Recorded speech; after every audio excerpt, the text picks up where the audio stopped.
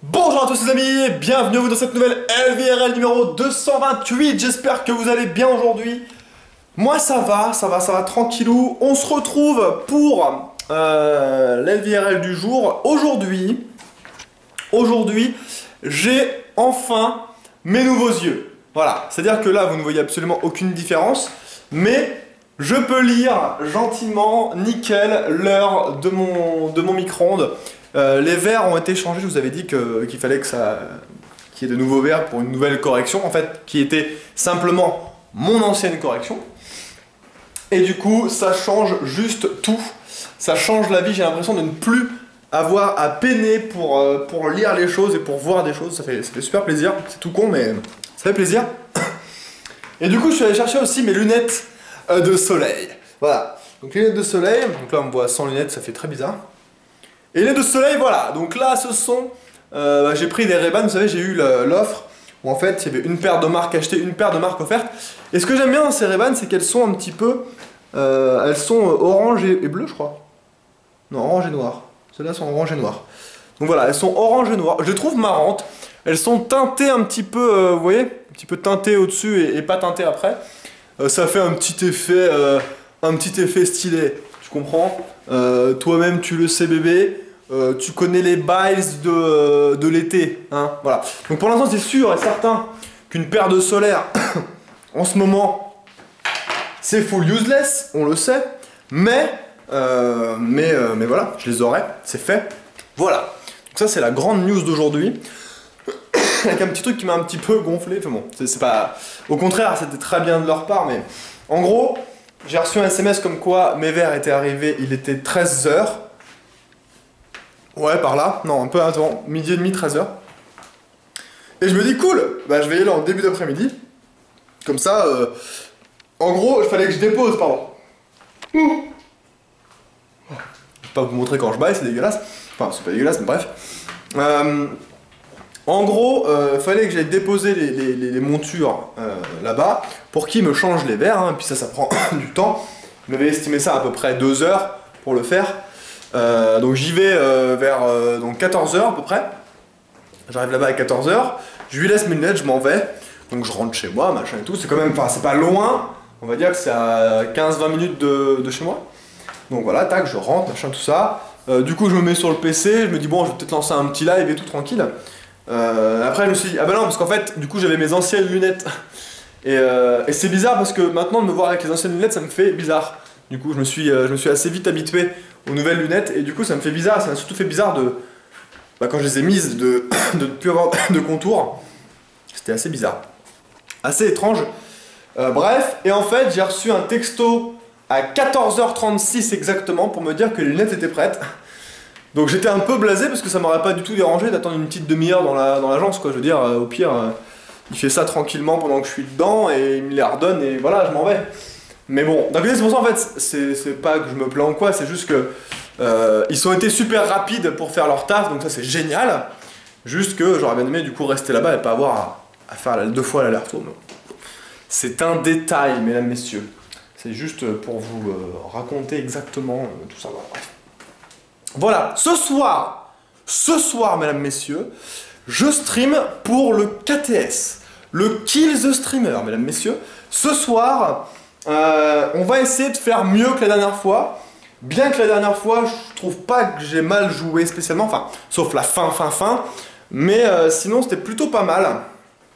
En fait, moi, je m'aperçois que sur les KTV, les KTP ou quoi ou qu'est-ce, j'ai souvent ce syndrome. Le syndrome du tu croises pas grand monde, mais quand tu croises quelqu'un, c'est forcément quelqu'un qui joue bien. Enfin, quelqu'un qui... C'est-à-dire que tu peux pas tomber sur le mec un petit peu random de la team, tu vois, ou pour faire un petit kill un peu facile, et avoir un peu plus de stuff pour avancer. Non, ça c'est pas possible pour moi, ça. À chaque fois, je tombe sur iPierre, ou genre le dernier KTV que j'ai fait, je croise personne et tout, enfin, si, mais bon, bref. Après le coup du Nether, bref, machin, je remonte. Le moment où je remonte, je croise le mec qui gagne le KTV. C'est-à-dire que le mec qui est full gams, avec les potions, avec les machins et tout. Donc forcément, je me fais complètement ouvrir en deux. C'est-à-dire que je peux pas tomber sur le mec random. Non. Donc j'espère que ça pourra arriver un jour. Non pas pour faire du kill facile ou quoi, Parce que ça ne veut rien dire en fait dans Minecraft entre guillemets. Hein. C'est-à-dire que même quelqu'un qui n'a pas vraiment l'habitude de jouer à Minecraft peut quand même gagner un fight en PVP selon moi. Enfin surtout, je parle contre moi, hein, je parle. Hein. Parce que moi je suis pas un ouf de PVP du tout. J'ai tendance à overstresser, à paniquer et à faire de la merde. Je le sais, c'est comme ça. Mais des fois dans la panique je fais des bons trucs, donc c'est cool. Mais en gros, pour moi dans Minecraft, si tu arrives à mettre le premier coup en sachant que les deux se voient, après des fois ça peut être très difficile d'arriver à mettre des coups, parce que avec l'espèce de lag, soit c'est le lag côté client ou côté serveur, j'en sais rien, mais des fois t'as l'impression que lui t'enchaîne la gueule, et toi tu peux même pas le toucher une seule fois. On a tous vécu ce moment dans Minecraft où t'as l'impression que le mec, lui, a de l'avance sur toi en fait, c'est bizarre. Lui peut te toucher, toi tu peux pas lui mettre des coups, tu te fais reculer, tu te fais victimiser dans le truc. Et du coup, bah, tu meurs, et c'est la fin. Donc c'est pour ça que ça veut tout et rien dire en fait pour moi dans Minecraft. Ça dépend du lag, ça dépend de plein de choses. Et ça dépend surtout pour moi vraiment, hein, un KTV ou un KTP ou un KTS ou n'importe quoi, enfin bref, ça dépend énormément de la chance aussi. Et oui, parce qu'il suffit que tu aies un spawn de merde, rien que ça va te faire perdre du temps, et ce qui va te faire perdre tout le temps derrière, ce qui en est cool. C'est-à-dire que ça va te faire perdre le rush du Nether. C'est-à-dire que des gens qui ont eu plus de chance que toi iront plus vite dans le Nether, donc du coup auront potentiellement plus de chances de trouver une forteresse, d'avoir de la Nether Wart, machin et tout.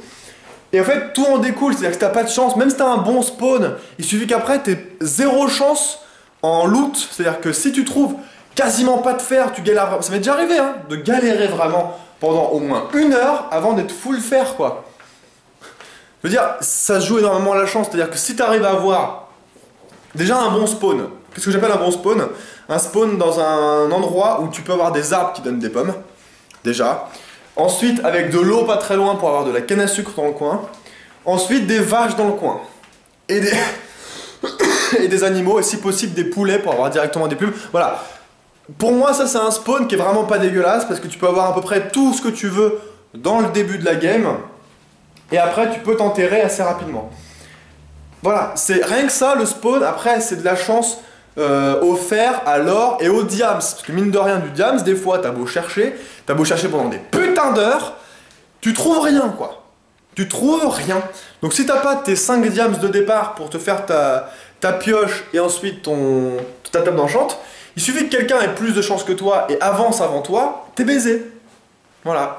Donc c'est pour ça que le KTV, ça se joue quand même au skill, parce que voilà, le PVP, c'est quand même aussi du skill, mais ça se joue aussi énormément à la chance. Et la chance, vous savez que moi, ça c'est pas trop ça. Donc voilà, donc on verra, on va espérer, en tout cas je vais essayer quand même pas de tryhard, hein, je vais pas non plus, voilà, mais je vais essayer j'ai envie de faire du kill, d'offrir un peu de spectacle et de vous divertir et d'arriver le plus loin possible, en espérant avoir un petit peu de chance, quoi, tout simplement. Et en espérant ne pas fail comme le dernier KTV, où j'ai kill As-2 à 39 minutes au lieu de kill après la pause. Voilà.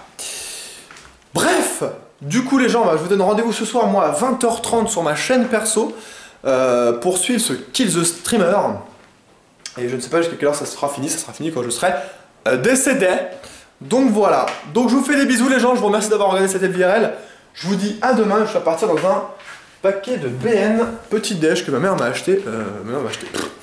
Ma mère a même acheté des fois des sacs rempli de bouffe en fait comme ça, tu sais, soit des conserves, un petit peu de gâteau, un petit peu de pâtes, de la sauce bolo, tu vois, enfin des trucs comme ça pour petit côté maman encore, quoi, bref.